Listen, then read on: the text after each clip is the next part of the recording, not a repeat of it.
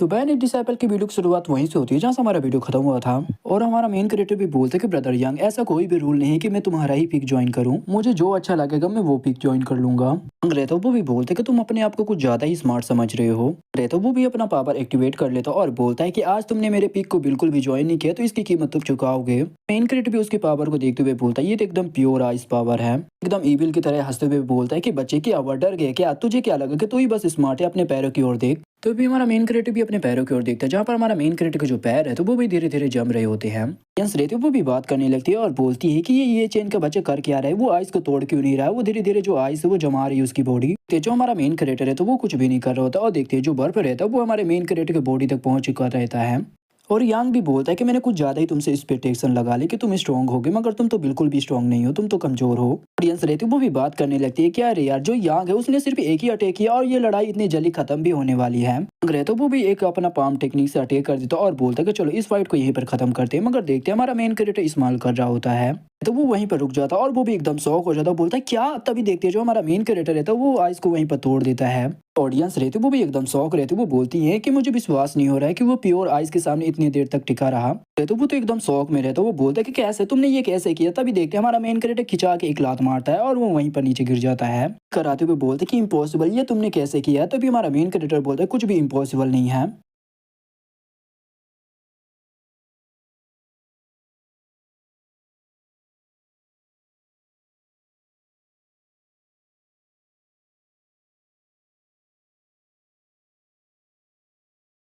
Creator फिर से खिंचा के एक लात मारता है जिससे वो जाकर दूर गिरता, मगर हमारा मेन क्रिएटर उसे पकड़ लेता और बोलते कि ना मुन्ना ना, तुम कहाँ पर जा रहे हो, फिर से मैं तुम्हें मारूंगा। बोल के हमारा मेन क्रिएटर बहुत मारता है यांग को, इतने मारता है कि उसकी हालत खराब कर देता है। यंस रहती वो भी बोलने लगती है जो ये चैन है वो तो यांग को एकदम कद्दू जैसा पीटे जा रहा है।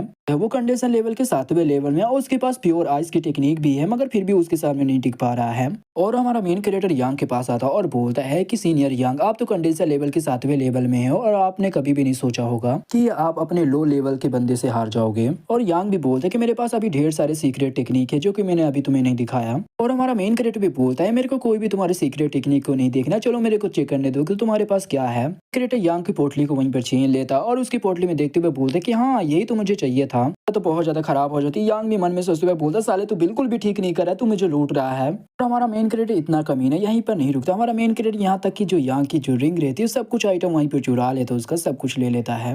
मेन क्रिएटर भी वहां से जाते हुए बोलता है कि जो मुझे चाहिए था वो मुझे मिल चुका है। मेन क्रिएटर वही शॉप में आ जाता वापस और बोलता है कि हेलो बुड्ढे जी, मेरे पास 1000 स्पिरिट स्टोन से भी ज्यादा स्टोन है। तो वो भी बाहर आ जाता और बोलता है कि अच्छा तुम वापस आ गए, बताओ तुम्हें क्या चाहिए, मैं तुम्हें डिस्काउंट दूंगा। और हमारा मेन क्रिएटर भी बोलता है कि एल्डर की आपके पास कोई स्नोजेड है। तो वो बोलता है कि हाँ मेरे शॉप में है, इसकी कीमत 50-50 है, बताओ तुम्हें कितने चाहिए। तुम जितना ज्यादा मेरे शॉप से बाई करोगे सामान मैं उतना ज्यादा तुम्हें डिस्काउंट देता जाऊंगा। मेन क्रिएटर दोनों पोटली को दिखाते हुए बोलता है कि एल्डर प्लीज चेक कीजिए और बताइए कि इनकी कीमत कितनी होगी। मोटा रहता वो भी बोलता है कि अच्छा लगता है कि तुमने उस बच्चे को खूब ज्यादा लूटा। रहता वो बताता है कि इन सब की जो कीमत है वो 2000 स्पिरिट स्टोन है। हमारा मेन क्रिएटर बोलता है सारे को मेरे को स्नोजेट दे दो। मोटा भी शौकत हुए बोलता है क्या तुम इतने सारे स्नोजेट का करोगे क्या। हमारा मेन क्रिएटर बोलता है कि मुझे उसका काम है, ज्यादा सवाल मत पूछिए।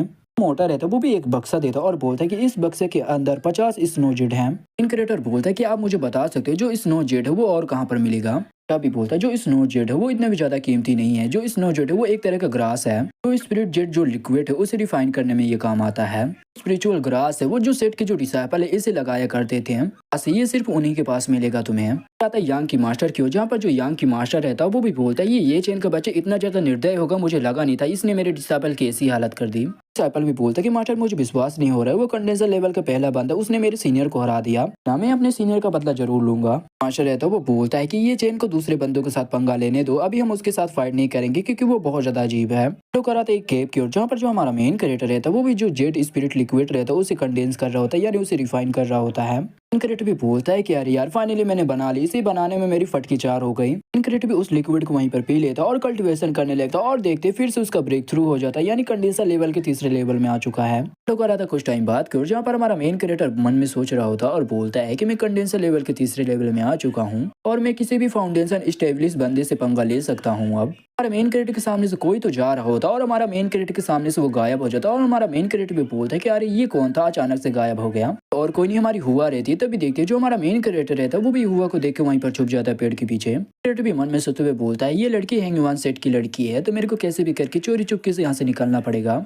मेन कैरेक्टर जैसे वहां से निकलने की कोशिश करता है वो एक लकड़ी के ऊपर अपना पैर रख देता है जैसे कि आवाज वहां पर आ जाती है और हुआंग भी बोलती कौन है वहां पर। तो वो भी हमारे मेन कैरेक्टर को पकड़ लेती है कि क्या तुम हैंगवान सेट के डिसाइपल हो। कैरेक्टर भी मन में सोचते हुए बोलता है कि शायद से उसे मैं याद नहीं हूँ। हमारे मेन कैरेक्टर से बोलते कि साले मुझे बता दे मैं दोबारा तुझसे नहीं पूछने वाली हूँ। भी मन में सोचते हुए बोलता लगता है कि इसकी याददाश्त कमजोर हो चुकी है क्योंकि कुछ ही दिन पहले मैं हैंगवान सेट का डिसाइपल बना हूँ। एक अपना टोकन निकालती है और बोलते कि तुम आधी रात को इस माउंटेन में क्या कर रहे हो। क्रिएटर बोलता है कि मैं यहाँ पर स्पिरिचुअल घास लेने के लिए आया था।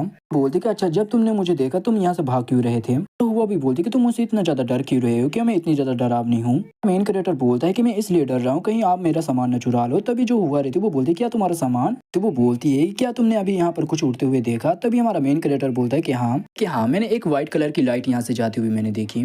कौन सी डायरेक्शन में गई है। तभी हमारा मेन क्रिएटर बोलता है नॉर्थन साइड की ओर जाओ। तो गलत फहमी हो जाती है और मन में सोचते हुए बोलता है ये लगता है ये लड़की वही है जिसके साथ मैंने गंदे गंदे काम किए थे। ये लड़की यहाँ से निकल जाए इसे याद आ गया तो ये मुझे मार डालेगी।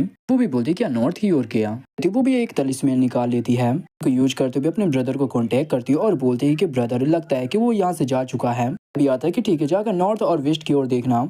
बोलती कि ठीक है मैं समझ गई। इतना बोल के वो भी वहाँ पर कल्टीवेशन या कुछ तो करने लगती है। हमारे मेन क्रेडिट के माथे में कुछ तो करती है जिससे हमारा मेन क्रेडिट भी थोड़ा होश में आता है और बोलता है कि यहाँ पर चल के आ रहा है।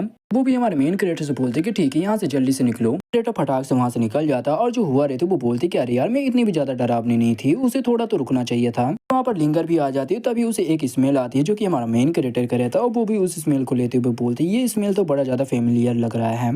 वो भी बोलती कि लिंगर तुम यहाँ पर क्या कर रही तुम तो सेक्युलेशन में थी ना तुम तो कल्टीवेशन कर रही थी। बोलती कितना ज्यादा इंपॉर्टेंट काम में मैं सेक्युलेशन में कैसे रह सकती थी क्या ये बैरियर से वो बाहर निकल पाएगा। तभी जो हमारी हुआ रहती वो बोलती है कि वो बहुत ज्यादा बड़ा है हमें कैसे ना कैसे करके इसे रोकना ही होगा। बोलती कि जो सीनियर ब्रदर जो झाव है वो भी घात लगाया के बैठे हुए हैं उसे बिल्कुल भी नहीं निकलने देंगे। ये चीजें स्केप होकर निकल रही है तो मेरे को जहाँ तक समझ में आया जहाँ तक हमारा मेन कैरेक्टर ने बोला है कि व्हाइट कलर की एक लाइट शायद से वो कोई एनर्जी होगी या कोई फायर होगा या कोई आर्टिफैक्ट भी हो सकता है। बोलते ही कि रुको एक मिनट में भी तुम्हारी मदद करती हूँ। तो वो बोलती कि मुझे एक अजीब से एक लड़का मिला था काफी ज्यादा वो डर रहा था उसे लग रहा था कि मैं उसका सामान चुरा लूंगी। रहती वो बोलती कि अजीब से लड़का। तभी जो हमारी हुआ रहती वो बोलती कि चलो भी इसे भूल जाओ। इनक्रेडिट भी दौड़ते हुए आता और बोलता है कि वो मेरे बहुत ज्यादा पास में थी। इनक्रेडिट भी मन में सोचते हुए बोलता है कि मैंने उसके साथ इतने गंदे गंदे काम भी कर लिया और वो मुझे याद भी नहीं करती। मिनट से मुझे ऐसा लगता है कि वो दोनों सेम पर्सन नहीं है अलग अलग पर्सन है। लड़की मुझे मिली थी ये पक्का उसकी हम शकल रही होगी। मैंने रात गुजारी थी वो हैंगवान सेट की निकली तो मैं हैंगवान सेट को छोड़कर यहाँ से निकल जाऊंगा। करा था हमारे बच्चे की ओर जहाँ पर जो कमीने बंदे रहते उसे परेशान कर रहे होते और बोलते हैं कि साला ये देखो ये छोटा सा कमीना बच्चा ये यहाँ पर भी आ गया। माउंटेन में ही रहना चाहिए मगर नहीं ये अपने माउंटेन से यहाँ पर आ गया हमारी चीजों को चुराने के लिए। बोलता है कि मैं यहाँ पर कोई भी चीज चुराने के लिए नहीं आया था मैं यहाँ पर बस खड़ा था। वो भी भड़क जाता और बोलता है कि बच्चे अपने औकात से ज्यादा मत बोल। इतना बोल के वो भी बच्चे के ऊपर हाथ उठा देता है। मेन कैरेक्टर पहुंच जाता और उसका हाथ वहीं पे पकड़ लेता और बोलता है कि साले तुझे मरना है क्या। ऐसे बच्चे को परेशान कर रहा है जो कि कल्टीवेशन भी नहीं कर सकता लगता है साले तुझे सबक सिखाना ही पड़ेगा। मेन क्रिएटर भी उस बंदे से बोलता है साले तेरे अंदर इतने ही हिम्मत है तो आप मुझसे लड़। बोलता है क्योंकि हैंगवान सेट का ये डिसाइपल बिल्कुल भी नहीं है तो ये यहाँ पर नहीं आ सकता है। तभी जो दूसरा बंदा रहता है वो भी बोलता है कि हाँ इसी ने सबसे पहले रूल तोड़ा है और ये बच्चा हमेशा चोरी चुपके से यहाँ पर आता रहता है। क्रिएटर भी मन में सोचते हुए बोलता है कि मुझे लगा नहीं था कि हैंगवान सेट में ऐसे भी रूल होंगे। तभी जो बच्चा रहता है वो बोलता है कि मैंने नहीं किया और बच्चा भी बोलता है कि मेरी कोई भी गलती नहीं मैं तो गेट के बाहर खड़ा था ये लोग जबरदस्ती मेरे को खींच कर अंदर लाया था। तो वो बोलता है कि कुछ भी हो जाए इसने रूल तो तोड़ दिया है तो मैं इसकी टांगे तोड़ डालूंगा। तभी दूसरा बंदा भी बोलता है कि बच्चे झूठ बोलना बंद कर। मेन क्रिएटर भी बच्चे को साइड करता और बोलता है कि तुम उसे मारने की कोशिश कर रहे हो ऐसा बिल्कुल भी नहीं होने दूंगा मैं। पहला बंदा रहता वो बोलता है कि देखो ये चैन अपनी ताकत से हमें डरा रहा है। दूसरा बंदा भी बोलता है कि ऐसे लोग सिर्फ कमजोर लोगों के ऊपर ही अपनी पावर दिखाते हैं। क्रिएटर भी बोलता है कि अच्छा तुम मुझे बोल रहे हो कि मैं कमीना हूँ मैं तुम्हें परेशान कर रहा हूँ तो ठीक है आज मैं तुम्हें परेशान करके ही रहूंगा। इतना बोल के वो भी एक अटैक कर देता है। इससे जो सामने वाले बंदे का जो शॉट रहता है वो वहीं पर टूट जाता है। बंदा रहता वो भी नाटक करने लगता और बोलने लगता है कि अरे मम्मी रे इसने मुझे मार डाला ये चैन का बच्चा मुझे मारना चाहता है ये मेरा मर्डर करना चाहता है। मेन क्रिएटर भी बोलता है कि अच्छा मैं तुम्हारा मर्डर करना चाहता हूँ तो ठीक है सबसे पहले मैं तुम्हें ही मार डालता हूँ। बंदा रहता वो बोलता है कि सिस्टर सुने ठीक है क्या था तुम्हारे बारे में। बंदा भी बोलता हमारे मेन क्रिएटर से कि अरे बातचीत से भी मामला जो है वो शांत हो सकता है मगर तुम्हें अपनी पावर ही क्यों दिखानी है। तो भी हमारा मेन क्रिएटर वहां पर एक अटैक करती की आवाज आती है कि तुम्हें बिल्कुल भी नहीं पता है कि हैंगवान सेट के जो डिसाइपल वो यहाँ पर फाइट नहीं कर सकते हैं। सिर्फ वो फेंग स्टेज में फाइट कर सकते हैं। बंदे रहे तो वो भी बोलने लगते हैं कि सीनियर यन, आपको हमारे लिए इंसाफ करना ही होगा। ये हमारे सेट किसने रूल तोड़ा है और ये ताकतवर हुआ तो क्या आप इसे ऐसे ही नहीं जाने देंगे? ये हम जैसे कमजोर लोगों को हमेशा परेशान करता रहता है, उन्हें धमकाता रहता है। रहता वो भी बोलता है कि ये चैन, एक काम करो, तुम मेरे साथ डिसिप्लिन हॉल में आओ। क्रिएटर भी बोलता है कि ठीक है, मैं आने के लिए तैयार हूँ, ये मैंने किया, मैं इसकी जिम्मेदारी भी लेने के लिए तैयार हूँ। तो भी बच्चा भी बोलता है ये सारी मेरी गलती की वजह से आपको सजा मिल रही है। हमारा बुढ़ा भी आ जाता और बोलता है कि आप उसके बदले मुझे सजा दे सकते हो, वो बहुत ज्यादा यंग है, उसे बिल्कुल भी नहीं पता था। इन रहे तो वो बोलता है कि बूढ़े, तुम्हें तो निकाल दिया गया था, तुम्हें माउंटेन के नीचे ही रहना था, ये रूल है, तुम इस रूल को मत तोड़ो, यही अच्छा होगा तुम्हारे लिए।